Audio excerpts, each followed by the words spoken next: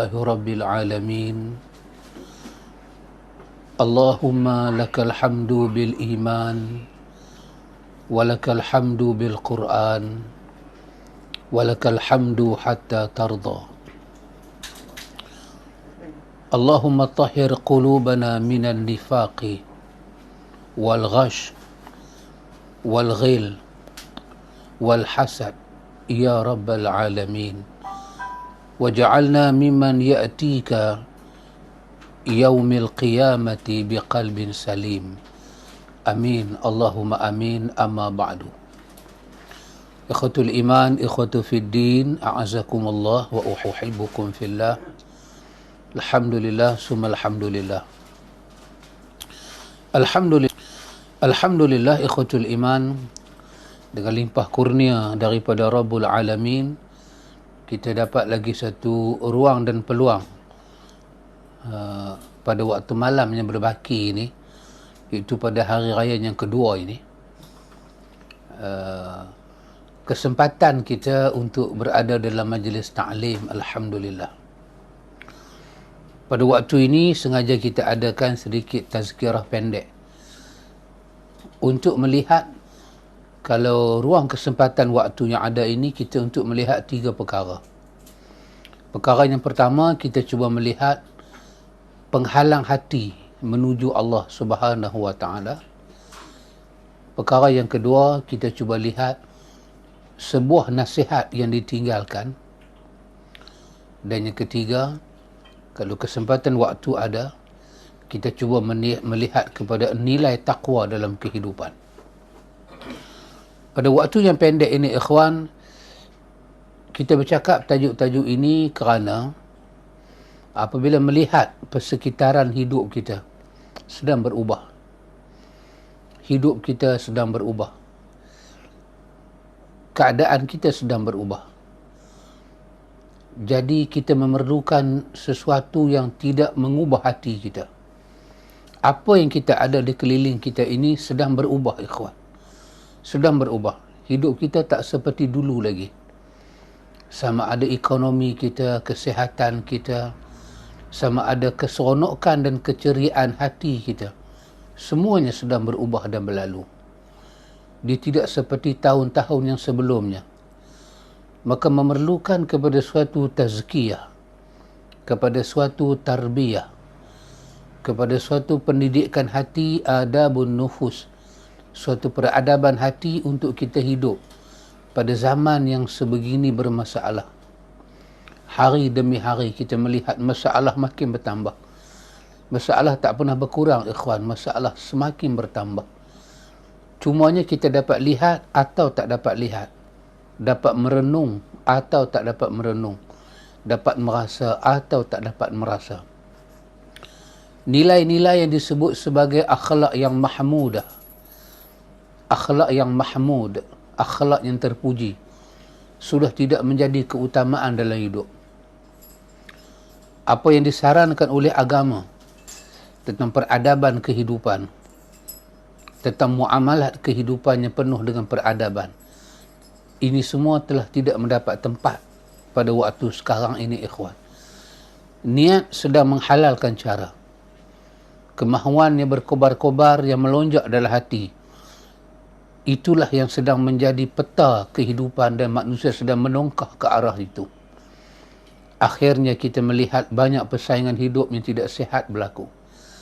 Melihat kepada ke arah itu semualah, kita memerlukan suatu penawar daripada agama supaya kita dapat menjaga diri kita, ikhwan.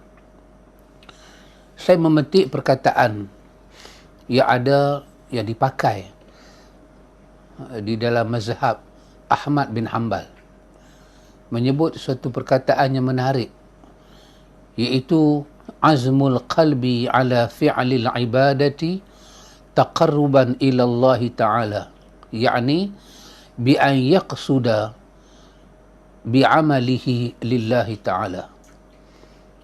Bagaimanapun dahsyat hidup yang kita lalui, ini jangan bagi tertanggal dalam hidup. Bagaimana persaingan kita hadapi, ini jangan bagi tertanggal. Apa dia? Azmul qalbi ala fi'lil ibadati, iaitu kita memiliki hati yang kuat azam dia, kuat tekad dia, hati yang cukup kuat, azam yang cukup kuat di atas melaksanakan ibadat kepada Allah. Hati kita kuat untuk melaksanakan ibadat pada Allah Ta'ala kerana hati kita dapat melihat ibadat itu taqarruban ilallah, ibadat itu mendekatkan kita pada Allah. Maka kita kena memiliki kekuatan hati dalam beribadat untuk mendekatkan diri kepada Allah. Tidak ada tujuan lain, kesemua amal kita itu kita lakukan semata-mata kerana Allah. Yang ni boleh menjadi penyelamat kita. Yang ni boleh menjadi bantuan pada hati kita. Kemungkinan kita boleh karam dalam kehidupannya luas dan bergelombang ini, ikhwan.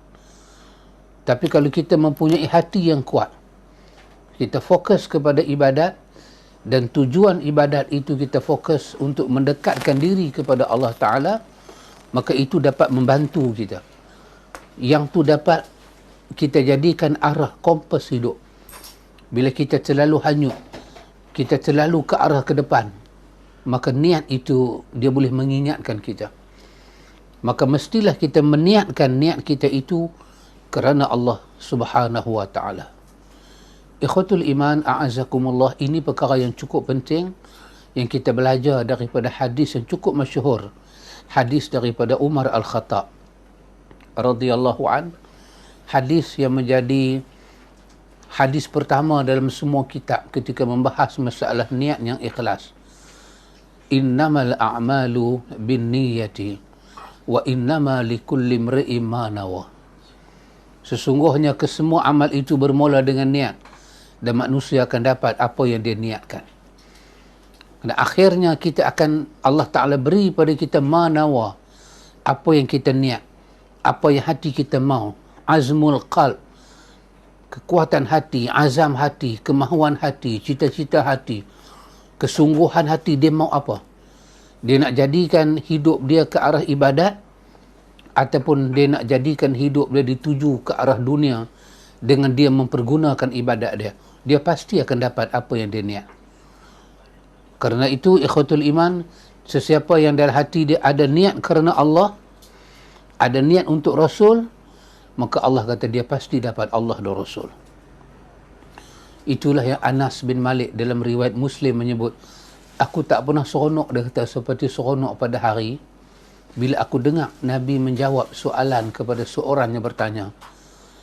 Dia bertanya pada Nabi, bilakah berlaku hari kiamat? Nabi tanya dia balik, apakah persiapan kau? Ma'a'adalta. Kalau kiamat berlaku, apa persiapan kau?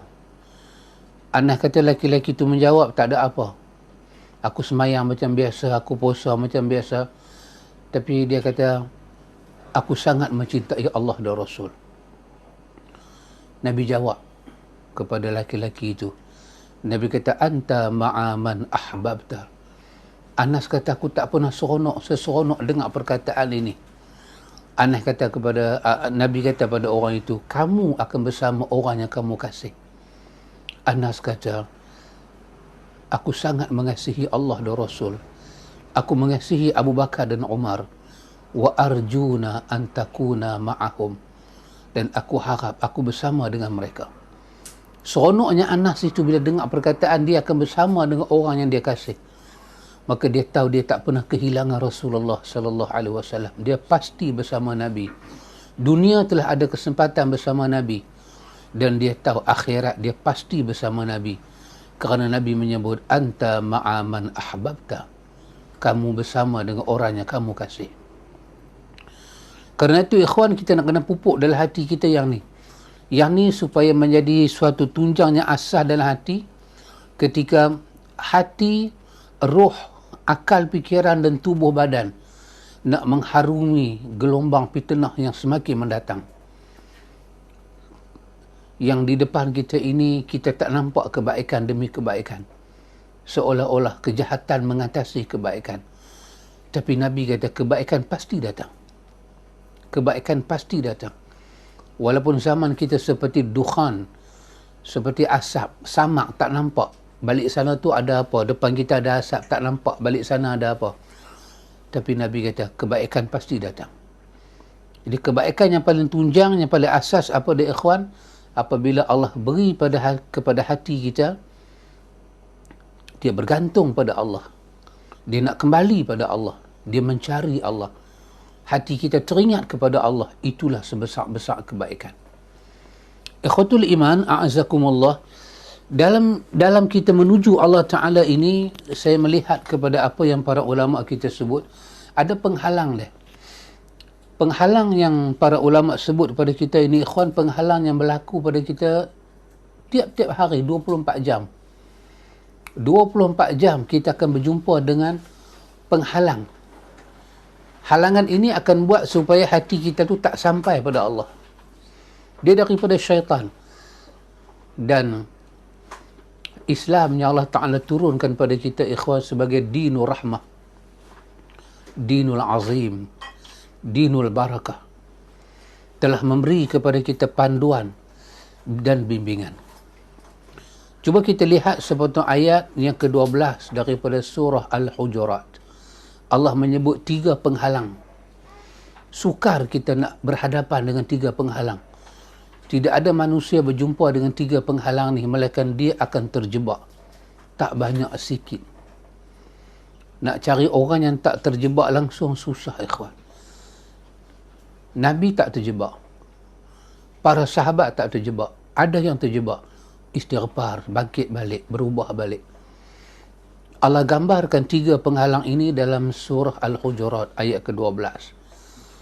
Allah katakan, Ya ayyuhalladzina amanu jtanibu kathiran minaz-zann inna ba'da dhanna ism wala tajassasu wala yaghtab ba'dukum ba'da ayuhibbu ahadukum an ya'kula lahma akhihi maita fakarihtumuhu wattaqullaha innallaha tawwabur rahim.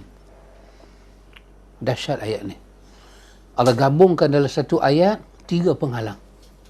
Sukar kita nak berhadapi hari-hari 24 jam.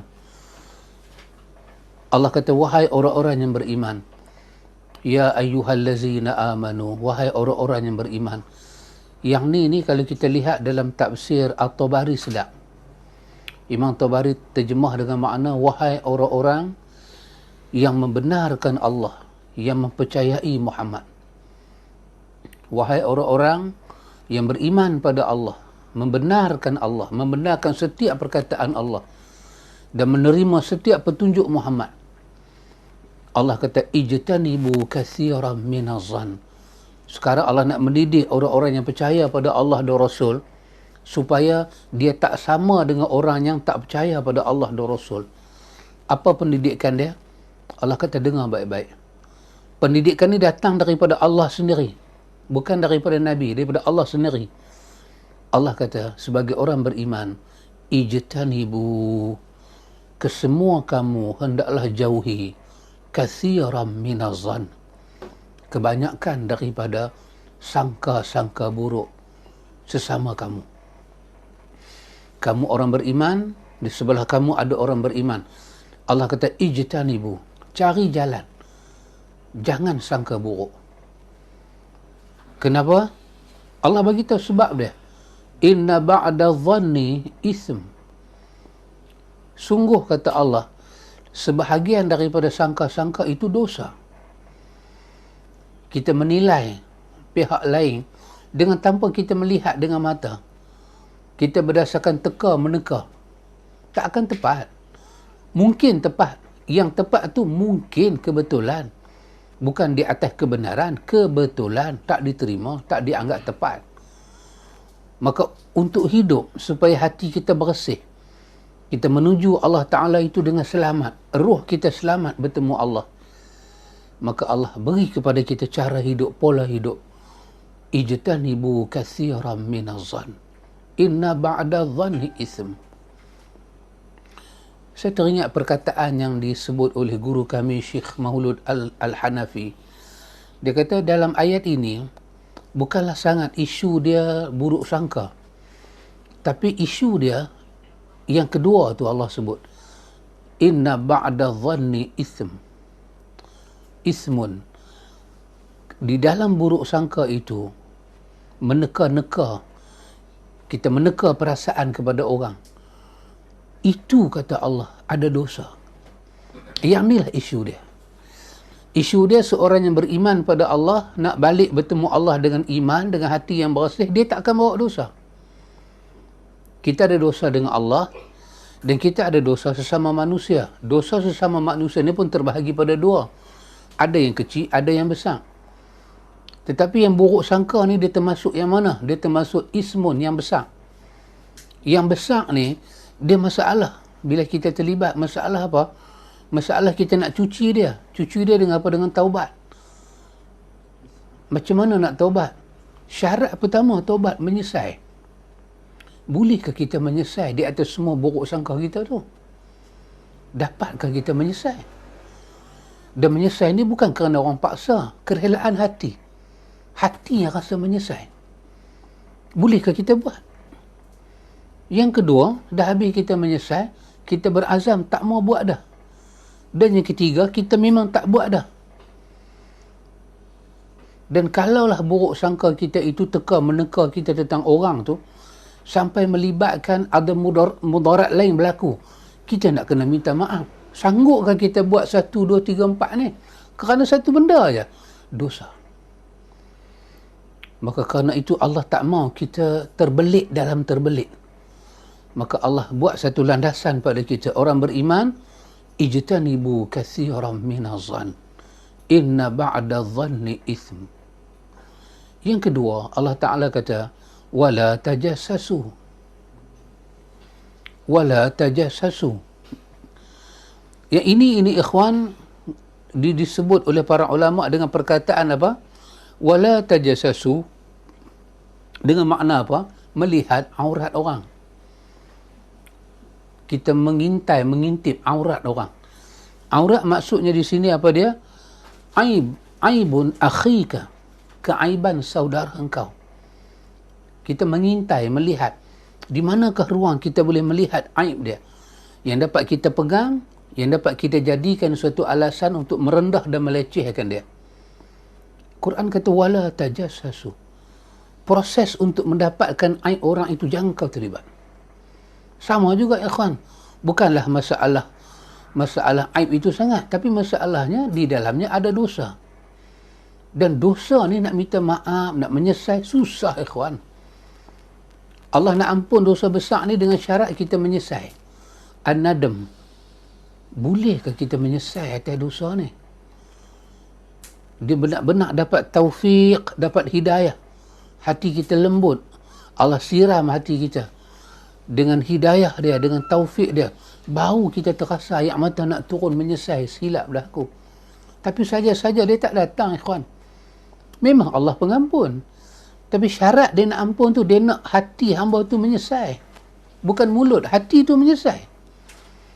Maka Allah kata, wala tajassasu. Kemudian Allah kata, wala yaghtab ba'dukum ba'da. Janganlah setengah kamu mengumpat setengah yang lain. Mengumpat setengah yang lain. Kita tengok mengumpat ni. Bila Nabi tanya sahabat, hamba tahu dah apa mengumpat? Tengok satu keunikan Nabi sebut. Nabi kata mengumpat ni, kau bercakap sesuatu yang betul pada saudara kau. Tetapi saudara kau yang dia dengar kau cakap benda tu, bila kau ulang cakap benda tu, kalau dia dengar, dia anggap benda tu cukup malu. Tapi betul, sama ada pada agama dia, pada diri dia, pakaian dia, kulit dia, akhlak dia, cara dia makan ke, cara dia berjalan, cara dia bercakap ke. Betul. Tapi bila kita duk sebut benda tu di belakang dia, dia malu. Nabi kata bukan benda tu tak betul, benda tu betul. Tapi kenapa kamu nak ulang benda yang betul ada pada dia, yang mengaibkan dia, kekurangan hidup dia, yang kamu nak ulang di belakang dia kepada orang lain ni, kenapa? Kalau kamu tidak ada niat yang jahat. Nabi kata jangan buat demikian. Sebab ketiga-tiga benda ini, anda tengok. Pertama, dah disebut awal tadi, dosa. Kalau tak disebut dosa pun, ayat ni kita belajar dalam kaedah usul tafsir, dia start dengan larangan. Larangan mesti tak boleh. Larangan tu kalau kita buat dah salah dah. Tapi bukan saja Allah guna minta kita jauhi, ijtanibu dengan perintah, jauhi. Jangan terlibat. Lepas tu Allah sebut lagi dosa. Tengok. Kenapa tiga perkara ni disebut sebagai penghalang jiwa kita, penghalang hati kita bertemu Allah dengan bersih? Allah beritahu. Allah kata, ayuhibbu ahadukum an ya'kula lahma akhihi maitan. Dahsyat ayat ni, ikhwan. Allah kata, sukakah seorang daripada kamu sekiranya dia memakan daging saudaranya yang mati, bangkai daging saudaranya yang mati, busuk, jelek, maukah dia makan? Allah kata, fakarihtumu. Tengok Allah jawab, kamu tak akan suka makan, kamu benci. Allah kata, wattaqullah. Kalau kamu benci, kamu tak mau Allah menilai kamu sekotor itu, sejelek itu, tinggalkan tiga-tiga itu. Allah kata, wattaqullah. Bertakwalah pada Allah. Dengan maksud apa?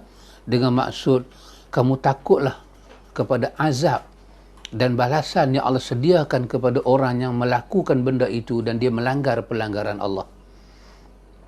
Dia banyak hidup dengan buruk sangka, dia banyak hidup dengan tajassus, dan dia banyak hidup dengan riba. Allah confirm kata itu dosa.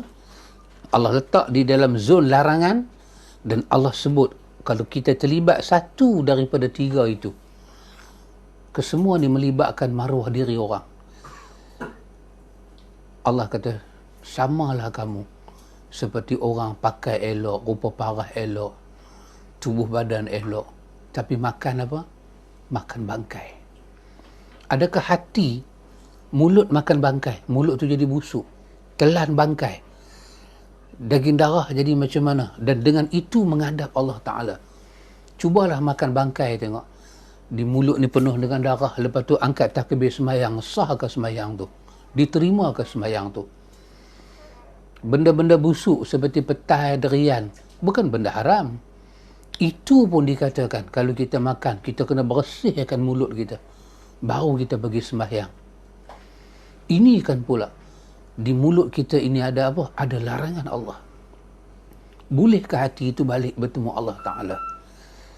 Allah Ta'ala kata, wattaqullah innallaha tawwabur rahim.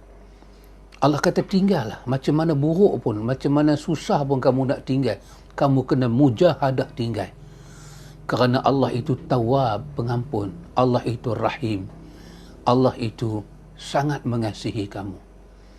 Ikhwatul iman, ketiga-tiga penghalang hati ni Allah sebut dalam satu ayat.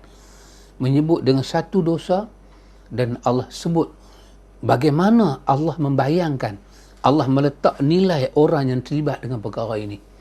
Bagaimana sembahyang dia, bagaimana zikir dia, bagaimana doa dia, bagaimana dia bertemu Allah Ta'ala dalam keadaan cukup-cukup jelek.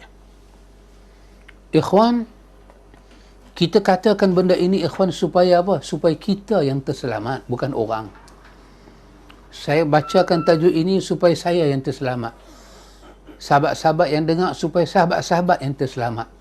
Kalau kita tahu benda tu jenis buruk sangka, kita alihkanlah diri kita. Kita tahu benda tu jenis tajassus, bawalah diri kita ke lain. Jangan terlibat, tak rugi. Kita tahu benda tu jenis riba, bawalah diri kita ke tempat lain. Itu satu. Tiga itu dikatakan penghalang pertama. Kenapa, ikhwan? Kerana tiga-tiga tu dia akan main serentak.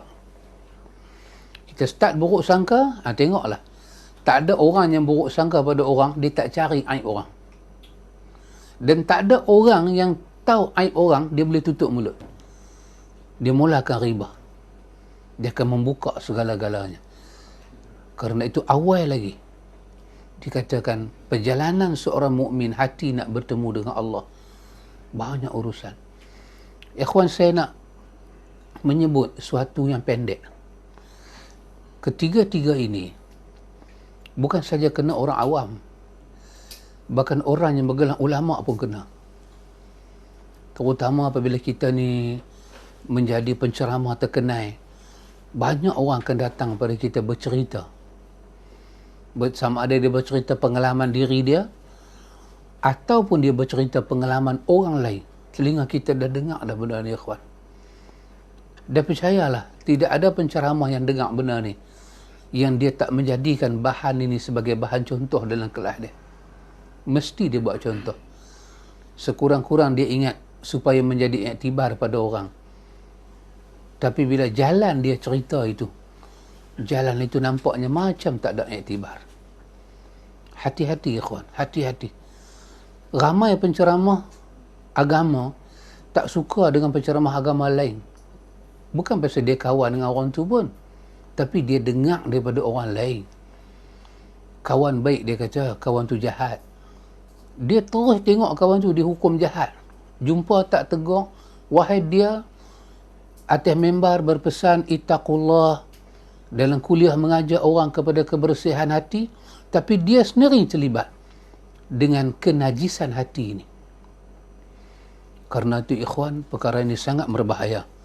Kita kena jaga hati kita. Kalau kita sayang hati kita, kita nak hati kita tak bermasalah bertemu Tuhan, kita kena berkeras. Bila orang bercakap tentang ghibah, kita kena tegas. Kita kata, saudara, stop. Saya tak mau dengar. Ataupun kita bangkit. Orang bercakap tentang tajassus, kita stop. Kerana kita akan susah, ikhwan. Kita akan susah. Kenapa? Allah menilai kita dalam diri kita ada bangkai. Nilaian yang Allah letak pada kita terlalu buruk, ikhwan. Bagaimana Allah nak terima hati seburuk itu? Itu yang pertama. Yang kedua, penghalang yang kedua yang berlaku dalam hidup kita hari-hari ni apa dia, ikhwan? Disebut dengan tafkhir waria. Tafkhir ataupun kita boleh kata takabur. Tafkhir dia lebih kepada bangga. Bangga. Dia lebih kepada menunjuk-nunjuk. Sifat ujub dia tu melonjak-lonjak. Sombong. Riak kita tahu. Allah sebut dalam surah Luqman. Allah katakan dalam surah Luqman. Allah kata pada ayat ke-18. Allah kata, innallaha la yuhibbu kulla mukhtalin fakhur. Allah kata, sesungguhnya Allah sangat tak suka kepada siapa? Setiap mukhtal, setiap orang yang ada sifat mukhtal. Sifat mukhtal, sifat dia ini seorang yang mu'jib fi nafsihi. Dia takjub dengan diri dia sendiri. Dia bangga dengan diri dia sendiri. Fakhur. Fakhur bermakna ay ala ghairihi. Dia mula tunjuk kebanggaan itu pada orang lain. Dia mula cakap, hampa tak boleh buat macam aku. Aku boleh buat, hampa tak boleh buat. Kebanggaan diri dia itu telah pun menjadi satu yang membuak-buak.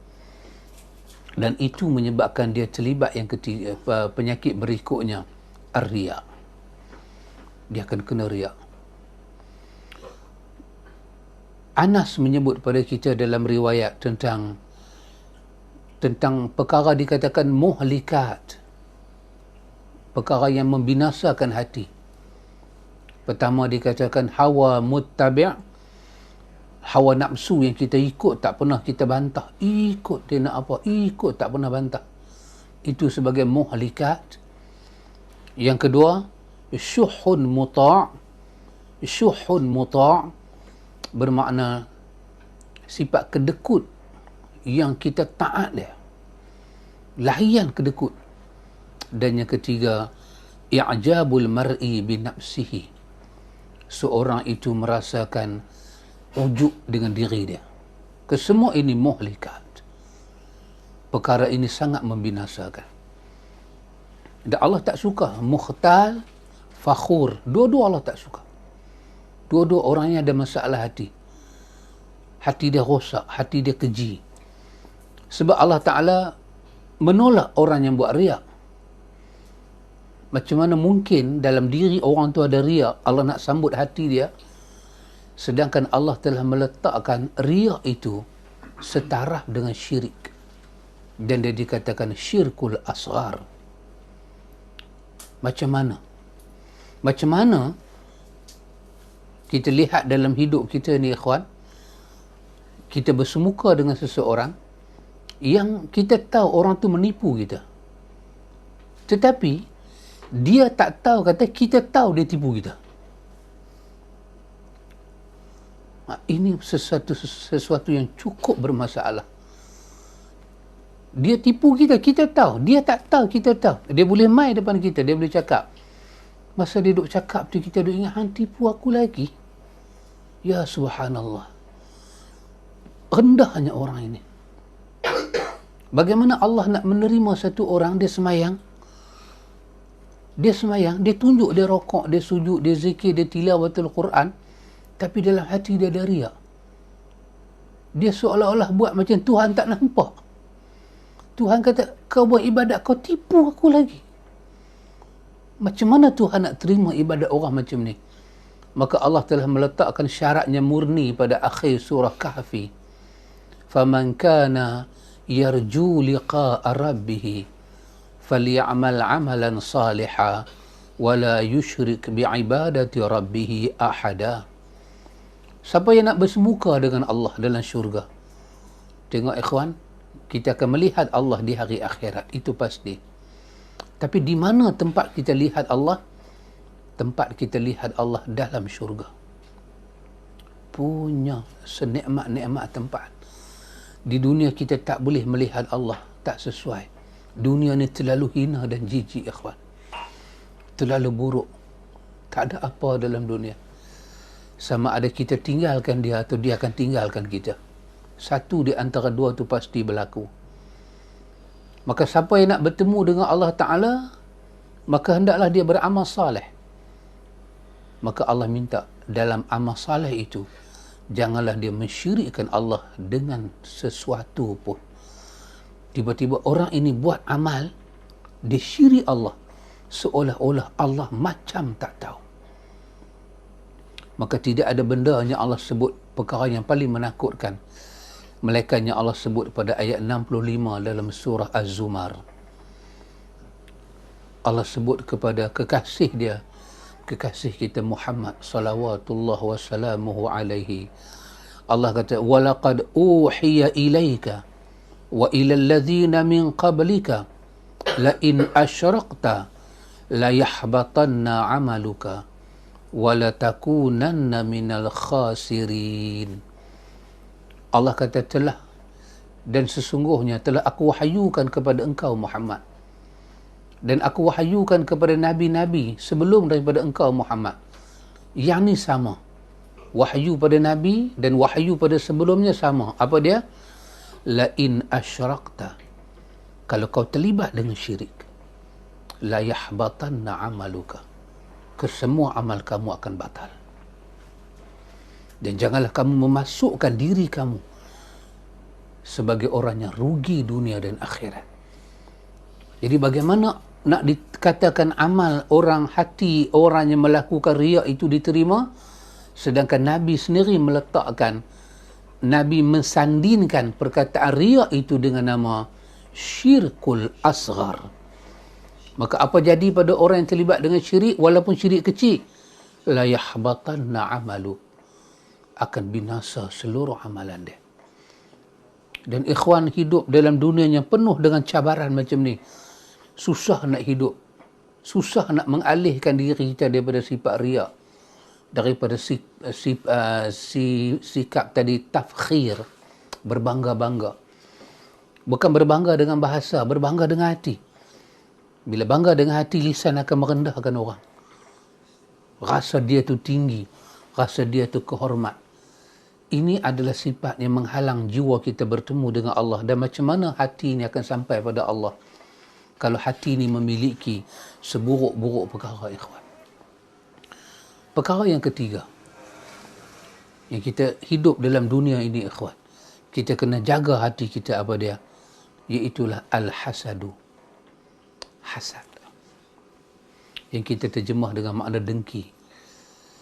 Terdapat suatu doa yang telah pun Allah letak untuk menjadi doa orang-orang beriman pada ayat 10 daripada surah Al-Hasyr. Di tengah doa itu ada perkataan, wala taj'al fi qulubina ghillan lillazina amanu rabbana innaka raufur rahim. Janganlah kau campakkan, kau jadikan pada hati kami, ya Allah, hati-hati kami ghillan. Ghil, apa dia ghil? Dendam, dengki, tak puas hati, benci. Ghil. Kepada siapa? Lillazina amanu, kepada orang-orang yang beriman macam kami beriman pada engkau. Tiba-tiba kami ada sifat hasad pada dia. Tolong ya Allah, jangan. Sesungguhnya engkau ya Allah Raufur Rahim. Dan ini ikhwan bermasalah. Kenapa? Kerana satu perkara kita tahu, orang yang hasad ni, ada saja sifat hasad, sifat kasih sayang tak ada dalam diri dia. Tak ada, cabut. Kenapa? Kerana apa makna hasad? Dia sakit hati melihat nikmat ada pada pihak lain. Dia tak boleh tengok, dia sakit hati. Pasal itu bila Kasim Baba dia bagi pinjam gantang kepada Ali Baba, bila dia tengok dia pusing gantang tu ada wang emas, dia kata sakit. Bini dia pegang tandai, bini dia kata sakit tak, dia perturun tangan bini dia, bukan sakit di sini, sakit di sini. Sakit hati tengok orang senang, sakit hati tengok orang senang. Sayang tu nak ada tahu mana. Dan kalau sayang ni tak ada, selalu kita dengar hadis yang pendek, yang sahih. La yu'minu ahadukum hatta yuhibba li akhihi ma yuhibbu li nafsihi. Nabi kita tak beriman satu orang kalau dia tak boleh sayang orang lain, saudara dia khususnya, macam dia sayang kepada diri dia. Kalau dah hasad dengki ni ada, sayang tak ada, ikhwan. Bila sayang tak ada, apa yang akan ganti tempat tu? Dia akan ganti dengan al-bughdhu, tabarut, benci tengok orang, meluat tengok orang, tak suka melihat kenikmatan yang berlaku pada orang. Maka apa akan jadi pada dia? Itu yang dalam hadis Bukhari ditanya oleh Abu Musa al-Ash'ari.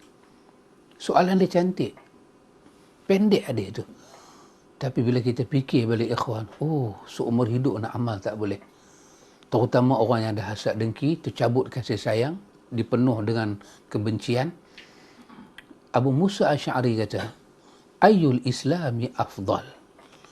Ya Rasulullah, sebagai orang Islam, Islam macam mana saya nak hidup sebagai Islam yang paling utama? Macam mana saya nak hidup cara Islam supaya saya mendapat kedudukan yang cukup tinggi di sisi Allah? Afdal, saya paling utama. Itu tengok Nabi jawab, yang orang hasad dengki tak boleh buat. Na'udzubillah min zalik. Summa na'udzubillah. Apa Nabi kata? Nabi kata, hang buat ni. Nabi kata, man salimal muslimuna min lisanihi wa yadihi. Cara hidup yang paling afdal, iaitu sesiapa yang menyelamatkan orang Islam lain daripada jahat lidah dia dan tangan dia. Subhanallah, ikhwan. Macam mana orang yang ada dalam hati dia dengki, khianat, dendam, tak ada sifat kasih sayang, penuh dengan kebencian, kemarahan, yang buruk sangka tadi penuh, dia nak menyelamatkan orang lain, orang yang dia buruk sangka, dia benci tu, yang dia dengki tu, macam mana dia nak jaga supaya orang tu tak terkena jahat tangan dan lidah dia, jahat lidah dan tangan dia? Macam mana? Al-Quran sebut apa? Dengki. Kemana dengki tu pergi? Quran kata, wa min syarri hasidin idza hasad. Berlaku sihir ni pasal apa? Itulah kemuncak daripada kejahatan orang yang menyimpan dengki. Oh subhanallah. Kemuncak. Dia buat, dia guna tangan dia, dia guna harta benda dia, dia guna lisan dia untuk merosakkan saudara dia. Subhanallah ikhwan. Dan macam mana dia nak beramal dengan hadis Abu Hurairah, hadis At-Tirmizi. At-Tirmizi menyatakan hadis itu adalah hadis yang hasan. Ya Nabi kata, min husnil islami mar'i tarkuhu ma la ya'nihi. Nabi kata, di antara tanda kita boleh tengok cantiknya Islam satu orang apabila orang itu meninggalkan benda yang tak ada kena mengena dengan dia.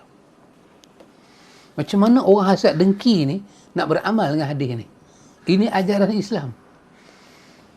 Benda tak ada kena mengena dengan dia pun, orang meniaga untung, orang dapat bonus, orang pergi bercuti, orang pergi honeymoon, tak ada kena mengena dengan dia pun. Yang dia ni sampai sesak nafas pasal apa? Dengki. Karena itu ikhwan, macam mana nak menyelamatkan diri daripada benda ni? Kita lihat apa Bidayatul Hidayah kata. Hasad ataupun dengki termasuk apa? Khaba'ithul qalb. Khaba'ith. Benda yang cukup cemar yang duduk dalam hati. Maka tak mungkin Allah Ta'ala akan menerima hati orang yang dengki kalau kita pernah mendengar perkataan yang menyatakan bahawa iyyakum wal hasad, hati-hati kamu dengan dengki.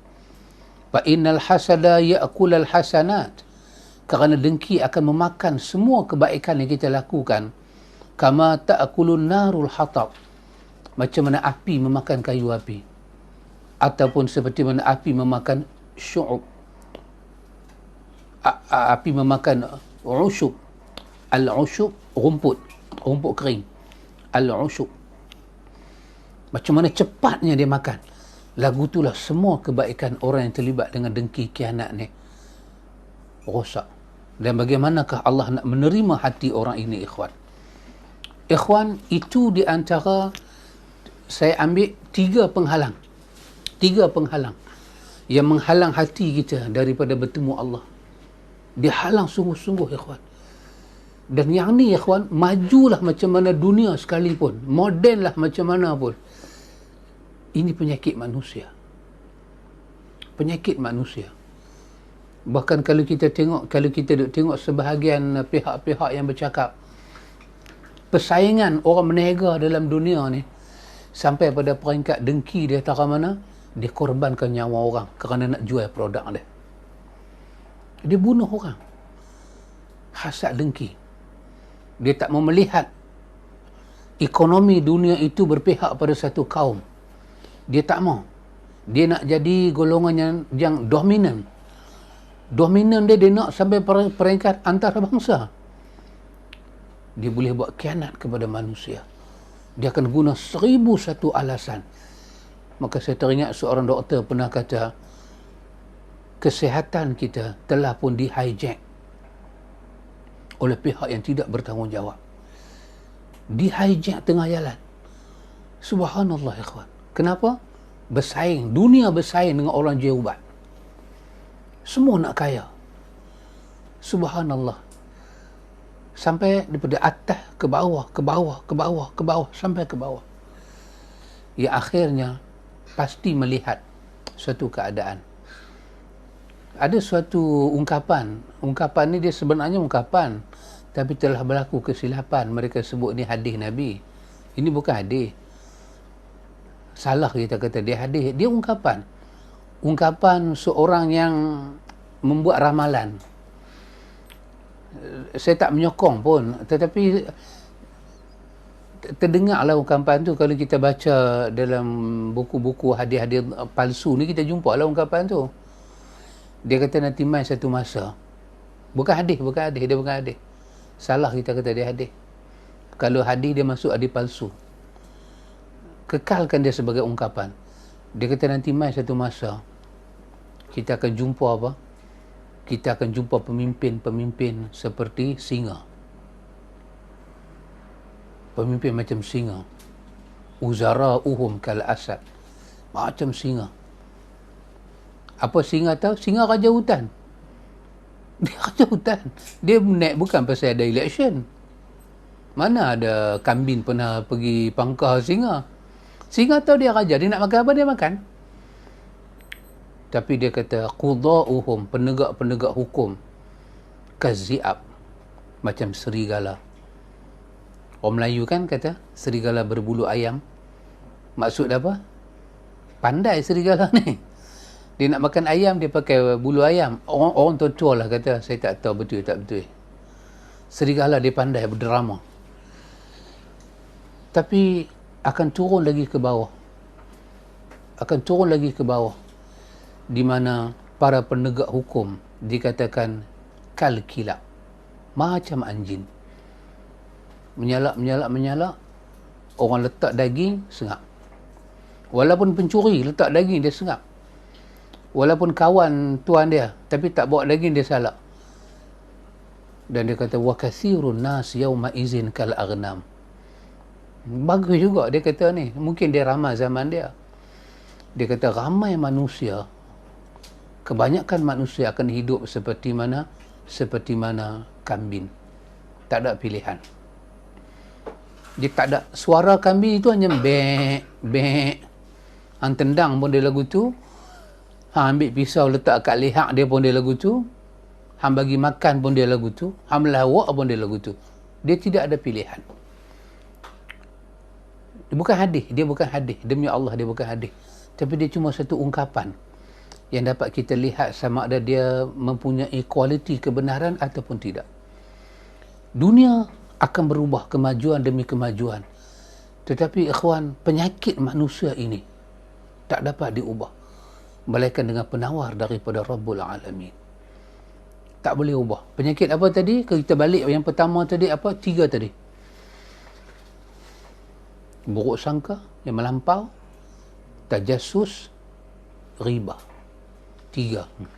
Yang kedua, ujub, tafkhir, iaitu apa? Bangga, riya. Dah 5. Yang ketiga tadi, hasad. 6. Tapi kena tahu, setiap penyakit ni, dia tak main duduk seorang-seorang. Dia main, dia beranak. Macam tadi hasad, dia beranak apa? Dia memberanakkan hidup tanpa kasih sayang. Dia memberanakkan benci-membenci. Dia memberanakkan al-baghyu, pelanggaran hak masing-masing. Sampai pada peringkat hasad melahirkan apa? Melahirkan sihir menyihir, bunuh membunuh. Kerana dia saja. Dan setiap penyakit ni kalau ada, kita kena tahu bila mazmumah ada, mahmudah akan keluar. Sifat terpuji akan hilang. Maka bagaimana nak mencari kedudukan di sisi Allah? Dengan persaingan ulama bersaing dengan ulama, pemimpin bersaing dengan pemimpin, orang bawah bersaing dengan orang bawah, perniaga bersaing dengan perniaga. Subhanallah, masing-masing memburu kehidupan dunia. Dalam dunia kita perlu duit, tak ada duit kita susah, kata orang bawah. Orang bawah susah cari duit. Orang bawah bertetap, berkelahi cari duit. Siang jadi malam, malam jadi siang. Kadang-kadang tak dapat banyak mana pun. Tetapi itulah buruan manusia. Yang atas senang cipta duit, macam cuap duit. Kehidupan bertambah teruk, hati bertambah parah. Maka diperlukan ikhwan tazkirah demi tazkirah untuk menyedarkan kita balik. Apa kita perlu buat? Kita tak boleh balik dengan hati yang macam ni, ikhwan. Ada sahabat Nabi, ikhwan, lepas Nabi wafat, dia keluar tinggal Madinah, duduk seorang-seorang di ujung kampung, mati seorang-seorang.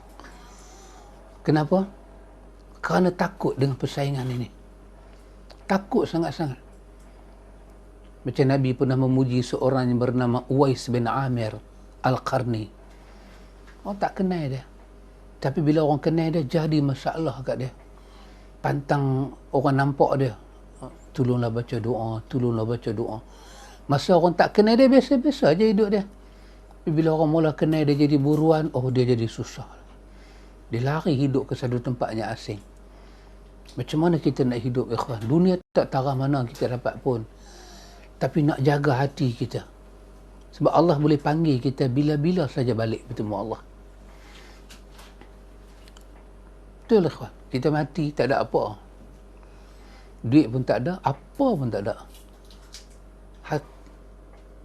Otak kita kosong. Masa kita mati ni, otak kita kosong. Dia hang.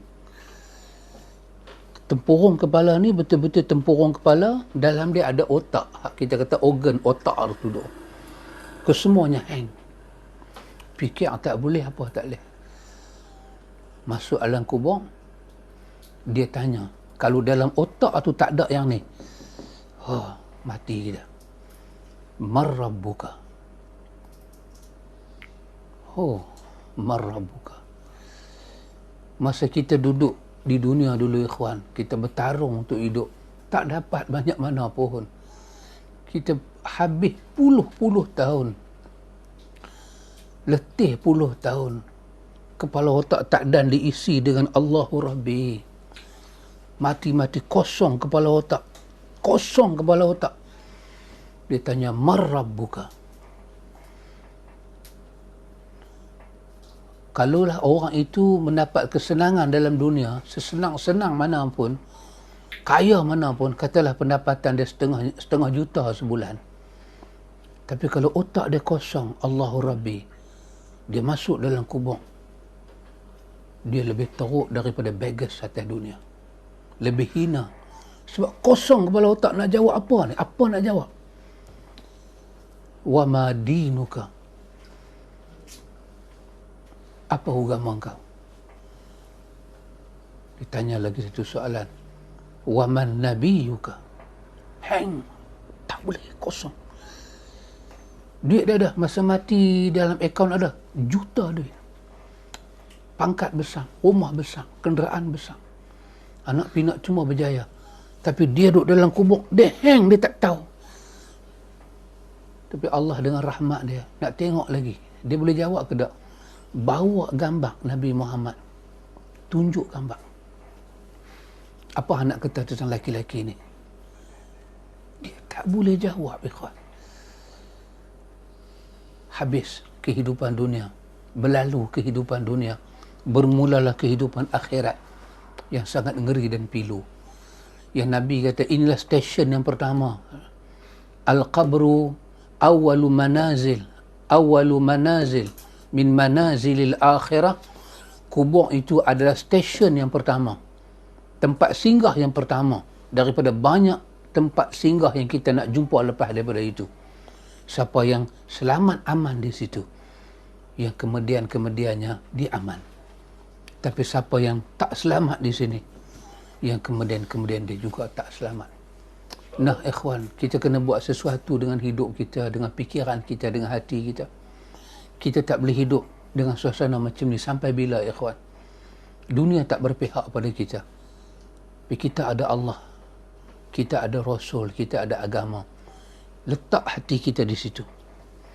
Apa jadi sekalipun, apa nilai dan pencaturan dunia sekalipun, kita letak hati kita di situ. Bersihkan hati daripada perkara yang patut dibersihkan supaya kita menuju Allah Ta'ala dengan jiwa yang selamat. Ikhwan, nampaknya hanya satu perkara saja dapat kita sembang. Lagi dua perkara itu tertangguh. Perkara yang kedua, sebuah nasihat yang ditinggalkan. Ini sangat menarik. Sebuah nasihat. Dan perkara yang kedua pada ikhwan, nilai ketakwaan dalam hidup. InsyaAllah ikhwan, kalau ada kesempatan masa, kerana ketiga-tiga tajuk ni, dia sebenarnya daripada tajuk yang satu. Saya pisahkan dia. Sebab yang tiga-tiga tu kita faham serentak, kita akan nampak jalan nak keluar tu macam mana. Jalan kita nak menuju tu macam mana. Tapi tak apa ikhwan, insya-Allah kita akan bercakap lagi tajuk ini masa ke semasa supaya menjadi suatu ubat pada diri saya dan kepada kita semua, insya-Allah ikhwan. Wa ila liqa, hayakumullah, barakallahu fikum, subhanakallahumma wa bihamdika, asyhadu an la ilaha illa anta, astaghfiruka wa atubu ilaik. Wassallallahu ala nabiyyina Muhammad walhamdulillahi rabbil alamin.